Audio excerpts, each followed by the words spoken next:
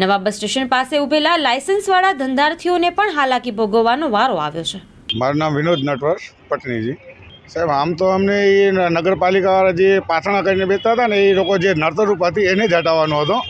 અમારા કને તો લાયસન્સ છે, હું ઓછામાં ઓછા 30-35 વર્ષથી અહીંયા ગાડી ઊભો રહું છું જલદીપ હોટલ કરીને। મારા કને લાયસન્સ પણ છે, અહીંયા ગાડી ઊભો રહેવાનો જલદીપનો એડ્રેસ પણ આપ્યો છે નગરપાલિકા દ્વારા। અમે સફાઈ ચાર્જ પણ આપીએ છીએ વર્ષોથી અને કાર્ડ પણ આપેલો હતો નગરપાલિકાનો। તો અમને નગરપાલિકા દ્વારા કહેવામાં આવ્યો હતો કે ભાઈ તમે જે નડતરરૂપ નથી એને ગાડી વેચવા દેશે, બરાબર। અને પોલીસવાળાને પણ કહેવાઈ ગયો હતો કે ભાઈ જેના કને કાર્ડ હોય એને તમે જે નડતરરૂપ ન હોય તો એને ગાડી ધંધો કરવા આપજો। પણ આજે અચાનક બસ સ્ટેન્ડનું ઉદ્ઘાટન થઈ ગયું અને અચાનક જ આવી કરીને અમને અહીંયાથી હટાવી દેવામાં આવે છે ને આશરે અંદાજિક મારો 5-6 હજાર રૂપિયાનું નુકસાન થયો છે માલનો।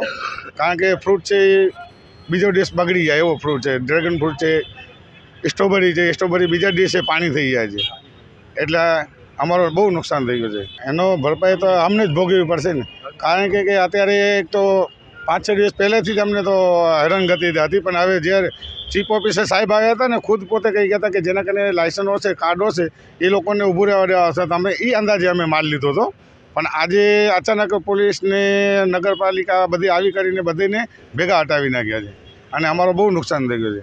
આ તો નાના માણસોને બહુ હેરાનગતિ પાછળ ધકેલવાની જ વાત છે ભાઈ, આ બેરોજગાર કરવાની વાતો છે। કારણ કે અમે વર્ષોથી અહીંયા આગળ વેચતા હોય અને અચાનક જ આવી કરીને આવી દોડે કરે નહીં તો પહેલેથી એ લોકોને કહેવું પડે કે ભાઈ કાર્ડવાળાને પણ અત્યારે તમે માલ લેતા નહીં, થોડાક દિવસ આ લોકોની સિચ્યુએશન થઈ ગયા પછી અમે તમારો કંઈ ગોઠવશું, તો એ પ્રમાણે કેવું હતું। પણ આ તો અમે રોજ ધંધો કરતા હતા અહીંયા ગાડી અને આજે અચાનક જ આવી કંઈ ના કરશે, તો આ હિસાબે જોઈએ તો ગરીબ માણસોને છે ને ગરીબીને હટાવીને ગરીબોને સમુદાય ભાંગવાની વાતો છે।